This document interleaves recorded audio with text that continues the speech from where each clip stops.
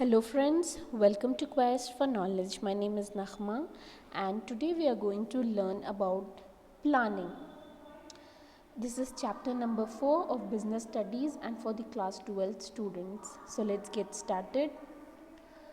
So what is the concept of planning? Planning, first of all, planning it means something we are deciding it in advance. So the concept of planning is the process of thinking about the activities required to achieve a desired goal. So planning is something which is related to innovation and creativity, and with it is needed, a objective is must. Without a objective planning करके कोई फ़ायदा नहीं है. First एक objective का होना ज़रूरी है, फिर जब हम उसकी थिंकिंग करते हैं और कुछ क्रिएटिविटी लाते हैं कि किस तरह से हम टास्क को कंप्लीट करें, अकम्प्लिश करें, to reach to the desired result we need a planning. With the help of planning, we can able to answer these questions like what to do, how to do, who to be done, and when to be done, why it is needed to be done, and where to be done. So planning is the best thing to answer these following questions, and it acts as a bridge. It acts as a bridge to fill the gap between where we are and where we have to go. So that manager requires to take decisions. So it involves making a choice. हर चीज़ में उन्हें, हर एक course of actions में उन्हें alternatives के बीच में चुनना पड़ता है. He has to choose. So planning makes. So with a proper planning हम क्या कर सकते हैं, अपनी ऑब्जेक्टिव को सेट कर सकते हैं, अपने अल्टरनेटिव्स के बीच में हम बेस्ट थिंग को चूज़ कर सकते हैं और उसे बेटर वे में हम उसे इम्प्लीमेंट कर सकते हैं, वर्क कर सकते हैं और अकम्प्लिश कर सकते हैं. सो this is all possible with the help of planning. So that is why it is the first and foremost activity to achieve desired result. It involves the creation and maintenance of a plan, such as psychological aspect that require conceptual plan. हर एक plan बनाने के लिए हमें ideas का होना बहुत ज़रूरी है, हमें कॉन्सेप्चुअल स्किल होना बहुत ज़रूरी है.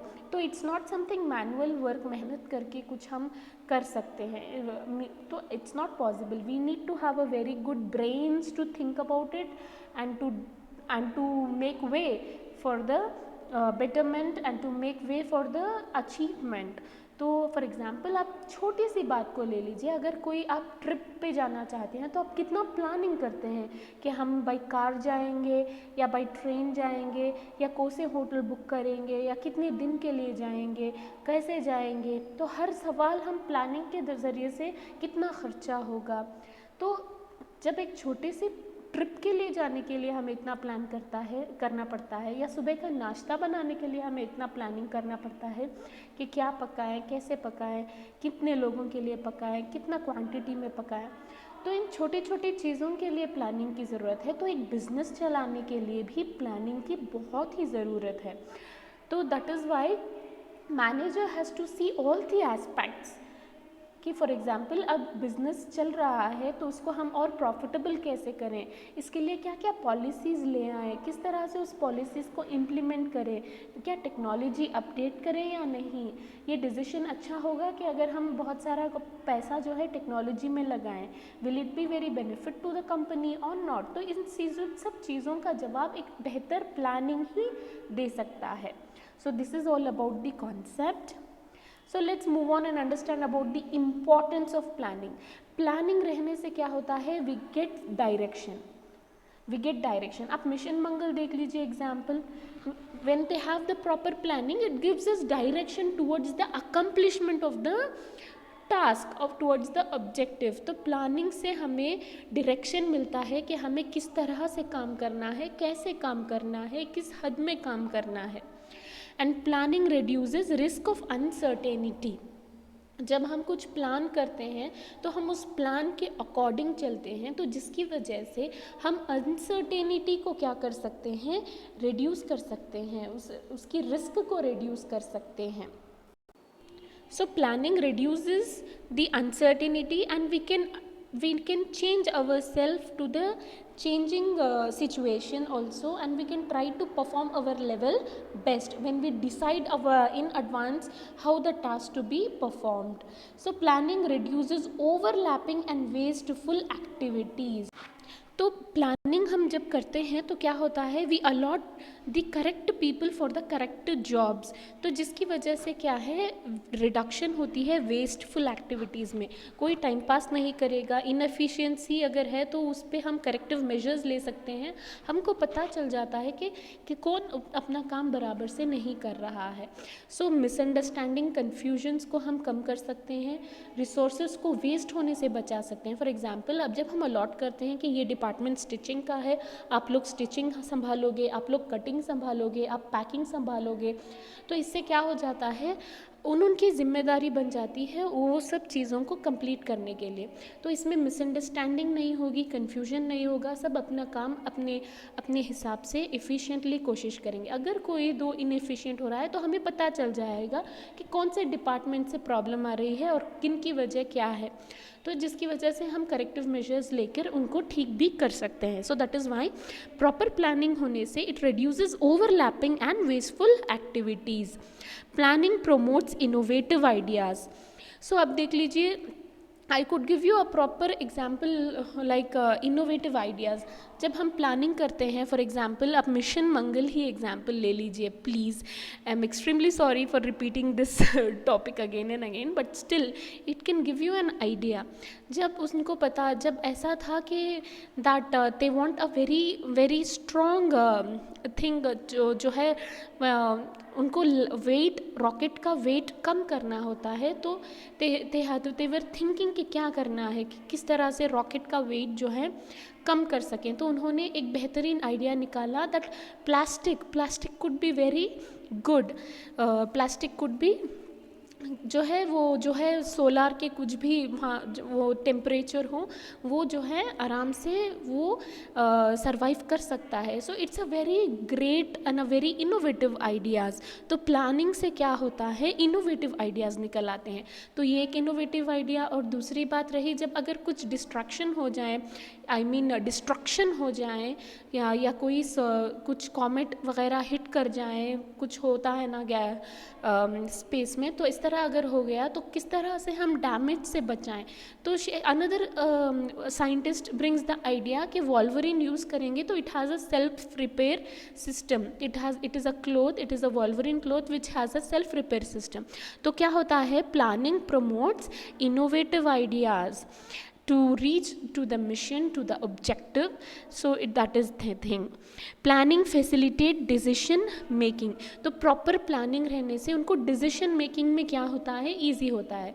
तो आप देख लीजिए कि रॉकेट लॉन्च करते वक्त बारिश हो जाता है, तो they have a proper planning कि उनके पास सिर्फ 5 दिन का वक्त है, उसके बाद अगर होगा तो ये मिशन जो है, ये जो launching will be failed.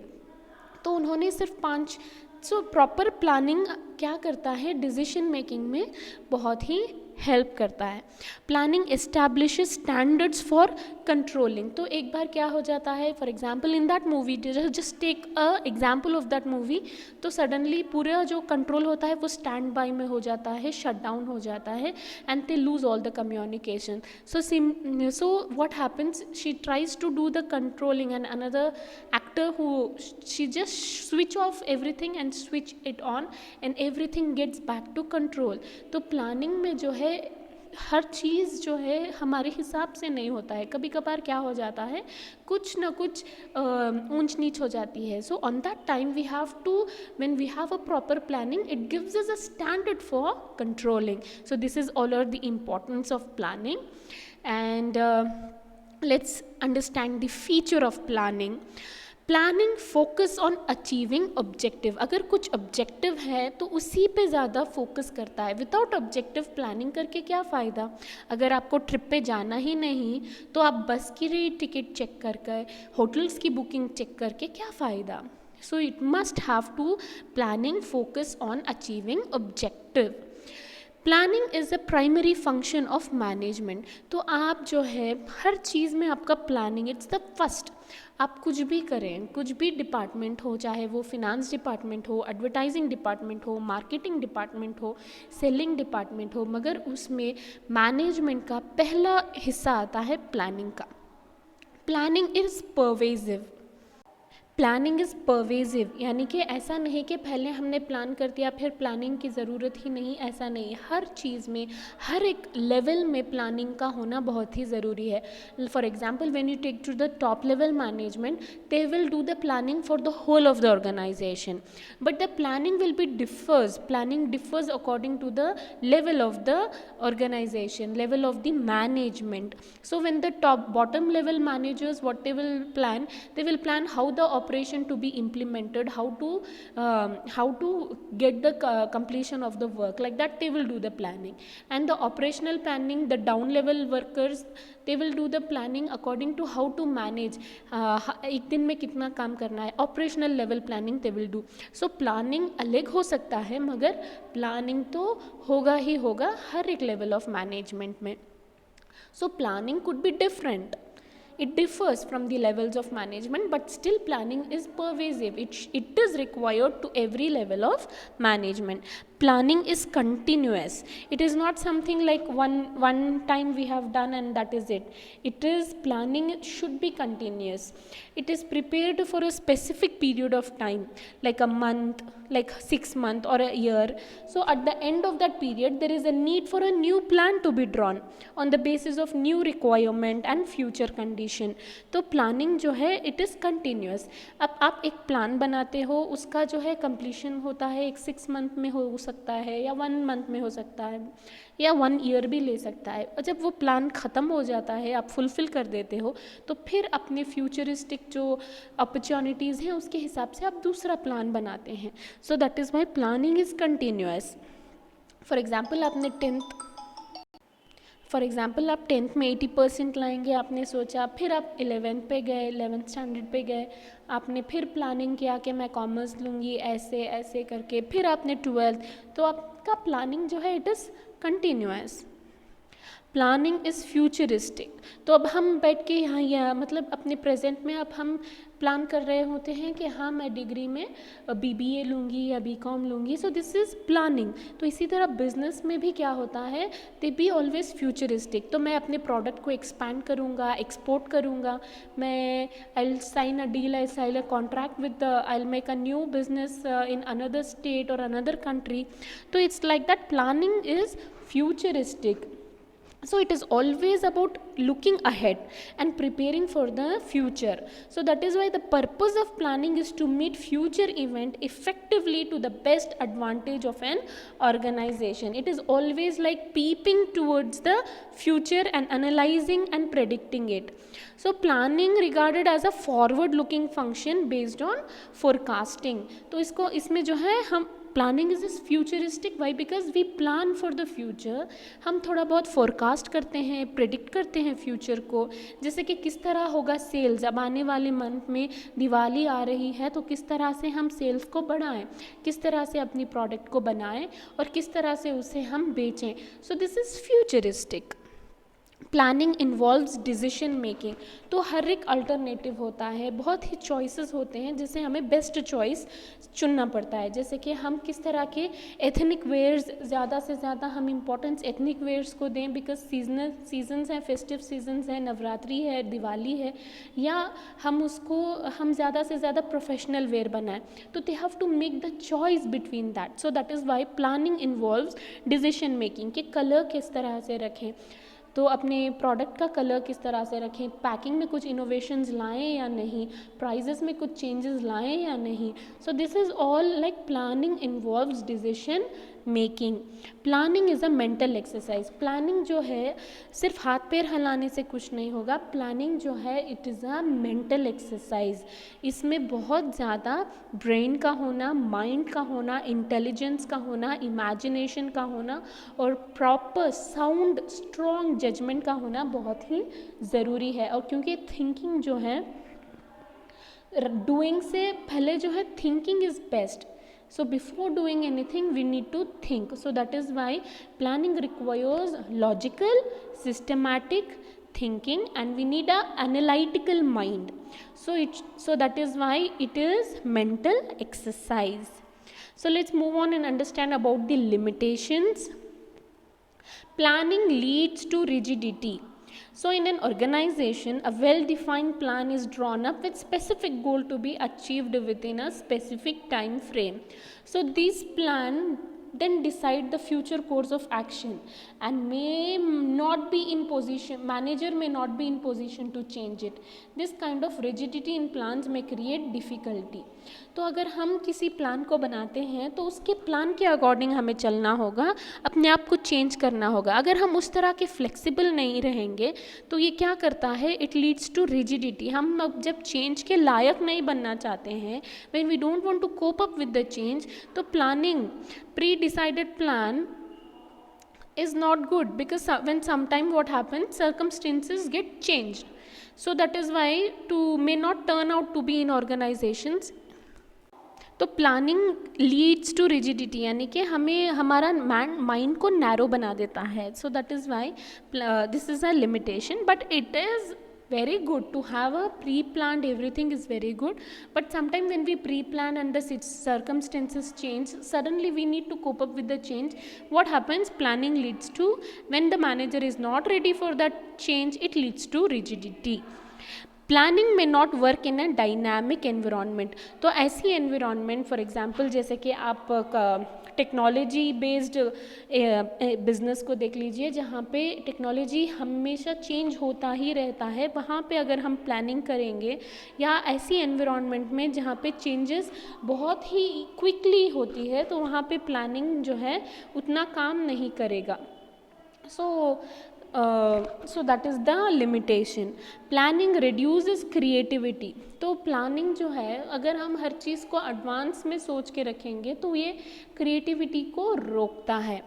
Planning involves huge cost. तो हमें प्लानिंग करने के लिए फोरकास्टिंग करना पड़ता है, रिसर्च करना पड़ता है, बहुत कुछ सर्वे लेना पड़ता है, मार्केट को स्टडी करना पड़ता है. So it involves huge cost, and planning is a time consuming. जितना हम प्लान करेंगे उतना वक्त जो है it will take. So it will consume a much of the time. So that is why planning is a time consuming. Planning does not guarantee success. Planning जो है it can show us direction for the how to reach to the success, but the planning cannot guarantee the success. So this is all the limitations of planning. So let's understand the process of planning. तो first is setting objective. तो आप for example आप business में आप start करना चाहते हैं एक छोटा सा रेस्टोरेंट बिज़नेस, तो आपको आप अपना बिज़नेस का ऑब्जेक्टिव सेट करोगे कि आप किस तरह से अपनी प्रोडक्ट को, आप कंज्यूमर को अट्रैक्ट करोगे, क्या क्या प्रोडक्ट्स आपके मेनू में होगा. तो आप जब when you are in the restaurant business, then you have to first like a setting objective. After that you have to develop premises कि आप किस लोकेलिटी में अपना बिजनेस सेटअप करोगे, किस हिसाब से रखोगे, कहाँ क्या आपका आइडिया किस तरह का होगा. So this is developing premises, and after that identifying alternatives. College के नज़दीक में रखोगे तो ज़्यादा से ज़्यादा आप यूथ्स को अट्रैक्ट कर सकोगे. And after that in all the developing premises you have to identify alternatives कि कौन सा बेस्ट ऑप्शन है. अपने बहुत सारे अल्टरनेटिव्स को आप फॉर एग्ज़ाम्पल आप रेसिडेंशियल एरिया के पास रखोगे या कोई कॉलेज या मार्केट प्लेसेस के पास रखोगे. So this is all identifying alternatives. अपना बजट जानना, सब कुछ you are identifying alternatives, and after that evaluating those alternatives कि आप ज़्यादा से ज़्यादा किस चीज़ पे ज़्यादा ध्यान दोगे, लंच के वक्त या ब्रेकफास्ट के वक्त या डिनर के चीज़ों पे ज़्यादा इंपॉर्टेंस दोगे. After that you have to evaluate alternative. फिर आप उसमें कोई एक अल्टरनेटिव को सेलेक्ट करोगे कि हाँ मैं एक कॉफ़ी वाला I'll first initiate with the coffee one, and कैसा होता है will surely we'll try to improve it more better in the future. And after that, after selecting one alternative, you start to implement, यानी कि making your ideas to come into the reality, उसको आप implement करते हैं, फिर आप करते हैं follow up action. अगर कुछ problem हो रहा है तो उसको control करेंगे या फिर अपने चीज़ों को फिर बेहतर करने की कोशिश करेंगे. You will try to take corrective measures. So these all are the planning process. First is setting objective, developing premises, identifying alternative, evaluating alternative, selecting from alternative, implementing and follow up action. So next is type of plan. So we have a type of plan. First is single use plan and second is standing plan. Single use plan is like project and program for one time event. Like for example एक meeting है तो उसके लिए आप जब कुछ planning करते हो, फॉर एग्जांपल अब हमारे स्कूल्स कॉलेजेस में एक कॉलेज डे होता है, तो हम सिर्फ एक कॉलेज डे के लिए जब प्लान करते हैं प्रोग्राम्स को या किस तरह से हम प्रोग्राम्स को एग्जीक्यूट करें, क्या क्या होगा, स्पीचेस कौन देगा, डिबेट्स कौन देगा, कौन डांसिंग में कल्चरल्स करेगा. So this all are called a single use plan, यानी कि सिर्फ कॉलेज डे के लिए ही जब हम प्लान करते हैं, that is single use plan. Standing plan जो है, what we do, some rules and regulation, uniform proper होनी चाहिए, homeworks to be done properly, timing को फॉलो करना होगा, ये होता है स्टैंडिंग प्लान. यानी कि रोज़मर्रा के लिए जो हम प्लान्स, जो रूल्स एंड रेगुलेशंस हम लाते हैं, इम्प्लीमेंट करते हैं, वो प्लान करके लाते हैं, so that nobody should get any problem and they should be abide with the rules and regulations. तो उसको हम कहेंगे स्टैंडिंग प्लान. तो फॉर एग्जाम्पल किस तरह से एम्प्लॉयज़ आना चाहिए, they should be on time, they should ask for the leave one day before it, this all comes under the standing plan. And single use plan is all the projects, assignments and programmes like for one time event is all a single use plan. So objectives, the first step in planning is setting objective, कि कितना sales बढ़ाना है, कितना production में कितना production complete करना है. So this planning का फर्स्ट स्टेप होता है objective. Objective is like very basic for the organization. बिना टारगेट के हम कहीं रीच नहीं हो. So planning is very basic, and an objective should be simply stated. It should not be complicated. It should be simple, that what you want to achieve. I want to increase my sale. I want to increase my profit. So it should be very simply stated. The end result of activity. Objective जो है, it is the end result of activities. Objective need to be expressed in specific term. They should be measurable in quantitative term. So it is a form of written statement of desired result to be achieved within a given period of time. जिस तरह के as I told to you mission Mangal के हमें Mars में अपना rocket, अपना जो है सैटेलाइट पहुंचाना है. So that is the objective. So that is, now let's move on to the strategy. Strategy provides broad contour of an organization business. It refer to future decision, कि क्या strategy हम अपनाएंगे अपने प्लान को execute करने के लिए, कैसे, क्या मेथड हम अपनाएंगे. So strategy is a comprehensive plan. It has 2-3 dimension. First, determining long term objective, adopting a particular course of action, allocating resources necessary to achieve the objective. तो देखिए example I am telling you, mission Mangal. First they have taken the objective कि हाँ हमें satellite launch करना है Mars में. And second, adopting a particular course of action, इसके लिए उन्होंने काम किया, अपने लिए उन्होंने particular course, adopted a particular course of actions. And third, allocating resources necessary, तो हर एक चीज़ उन्होंने रिसोर्सेज को इकट्ठा किया, उसे प्रॉपर उन्होंने सैटेलाइट बनाई. And after that it is allocating resources necessary to achieve the objective. So strategy is formulated. The business environment need to be taken into consideration. The changes in the economic, political, social, legal, technological environment will affect an organization's strategy. सो हर एक environment देखिए, अब उसमें क्या होता है, बारिश आकर उनके प्लान को फेल होने के चांसेस थे, फिर उन सब रिस्क को उठाते हुए they have to achieve their targets. So that is all about strategy. Let's move on to the policies. Policies are general statements that guide thinking or channelize energy towards a particular direction. तो policy plans जो हैं एक ही होते हैं. Okay, तो policies जो हैं जिससे हम अपनी थिंकिंग को एक राह देते हैं कि उसे हम किस तरह से प्रॉपर डायरेक्शन में ले जाएं. So policies is about interpreting strategy. Okay, it is a guide to managerial action and किस तरह से हम डिसीजन को इम्प्लीमेंट करें एंड किस तरह से स्ट्रैटेजीज़ को इम्प्लीमेंट करने के लिए प्रॉपर डिसीजंस लें. फॉर एग्जांपल, अब एक रिक्रूटमेंट की पॉलिसी है एक कंपनी, तो pricing policy within which objective are set, decisions are made.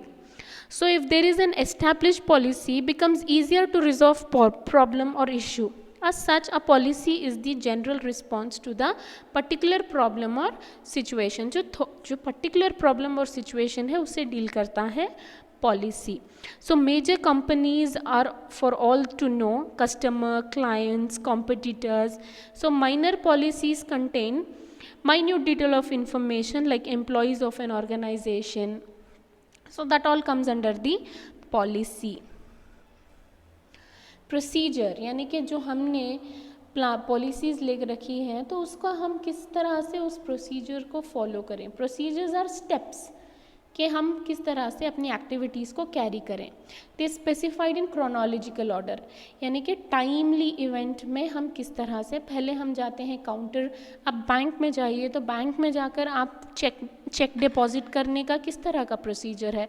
तो पहले आप जाते हो एंड आप चालान कुछ है उसमें फिल करते हो, फिर आप जो है पर्टिकुलर डिपॉजिटर के पास जाकर आप चेक डिपॉजिट करते हो, फिर कैशियर के पास जाकर आप अपने टोकन के हिसाब से, that is the procedure.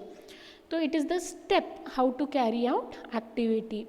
So they are meant for the insiders to follow. तो जो कुछ भी एम्प्लॉयज़ हैं they should have to follow the procedure. First they have to complete with the cutting, after that stitching, after that packing. So this is in chronological order and जो है insiders जो है उन्हें वो follow करना है. The sequence of step or action to be taken generally to enforce a policy and to attain a predetermined objective. तो हमारा objective तो है already predetermined है, तो हमें जो sequence है जिस तरह से according to the step and step हमें जो action लेना है, that happens, जो पॉलिसी को हम लेते हैं उसको प्रोसीजर के थ्रू हम कंप्लीट करने की कोशिश करते हैं. सो पॉलिसी और प्रोसीजर जो है इंटरलिंक्ड है with each other. Okay, so that is all about procedure and method. अब हम क्या मेथड अपनाएंगे. So method provide the prescribed way और manner in which the task has to be perform while considering the objective. तो हम क्या method अपनाएंगे अपने काम को पूरा करने के लिए, अपने ऑब्जेक्टिव को परफॉर्म करने के लिए. And it deals with task comprising one step of a procedure specifies and how the step to be performed. The method may vary from task to task. तो अपना जो टास्क है वो जो है हर एक टास्क का हर एक अलग अलग मेथड होता है. तो कटिंग के टास्क में लोगों को अलग काम करना पड़ता है, उनका अलग मेथड होता है. उसी तरह स्टिचिंग के वक्त उनका अलग मेथड होता है. So according to task method varies. Selection of proper method save time, money, effort and increases efficiency. जो कितना बेहतर मेथड हम अपनाएंगे उतना बेहतर वे में हम अपना टाइम, मनी, एफर्ट सब जो है एफिशिएंसी के साथ कर सकते हैं अपना वर्क. तो rule. So rule are specific statement that inform what is to be done. तो रूल है कि आप जो है सिर्फ ब्रेक में बाहर जा सकते हो, उसके बाद आप नहीं अपना फ्री टाइम नहीं ले सकते हो. सो this is a rule. So rule जो है आपको क्या करना है वो बताता है. They do not allow for any flexibility और discretion. It reflects a managerial decision that a certain action must or must not be taken, कि आपको क्या करना है और क्या नहीं करना है, that defines the rule. So it's simplest type of plan because there is no compromise or change unless a policy decision is taken. So जो है प्लान में आप किसी तरह का कॉम्प्रोमाइज़ नहीं कर सकते, किसी तरह का चेंज नहीं कर सकते, आप डिसीजन सडनली बदल नहीं सकते. So that is the rule. Program. तो program is a detailed statement about a project which outlines the objective, policy, procedure, task, rule, human and physical resources required and budget to implement any course of action. तो ये जो है पूरा statement, जब हम पूरे project का statement लिखते हैं जिसमें कौन शामिल है, ऑब्जेक्टिव क्या है, उसकी पॉलिसी क्या है, प्रोसीजर, सब चीज़ इन्वॉल्व होता है और इसे हम किस तरह से इम्प्लीमेंट करेंगे और इन पूरे प्रोग्राम का कितना बजट होगा, तो पूरे प्रोजेक्ट का कितना बजट होगा उसे हम कहेंगे, उस स्टेटमेंट को हम कहेंगे प्रोग्राम. तो प्रोग्राम जो है it entails the all activity and the organization policy and how it will contribute to overall business plan. So जो minute work जो है वो भी हम यहाँ पे डिस्कस करते हैं इस प्रोग्राम में, यानी कि प्रोग्राम करना, प्रोग्रामिंग करना, कि हर चीज़, हर एक माइन्यूट से माइन्यूट डिटेल की वर्कआउट करना. बजट. तो लास्ट आता है बजट, यानी कि हर एक चीज़ के लिए पैसों की बात होती है, पैसा लगता है. So a budget is a statement of expected result expressed in numerical.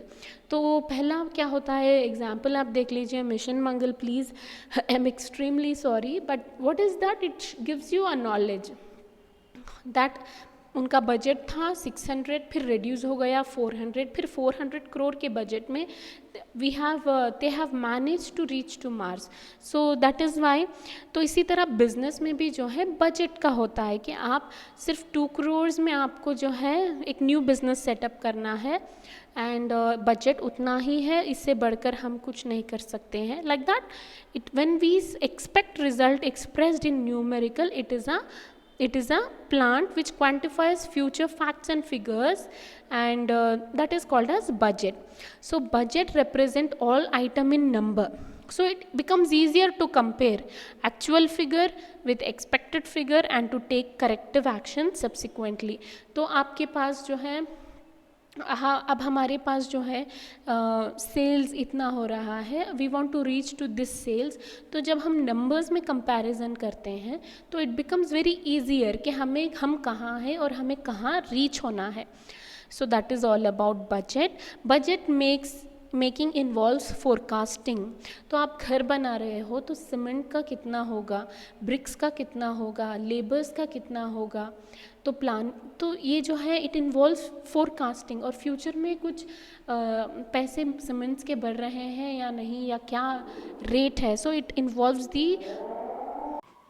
तो बजट से हम अपना सेल फोरकास्ट कर सकते हैं कि कितने कौन से एरिया में हमारा कितना सेल्स हुआ है हमारे प्रोडक्ट्स का.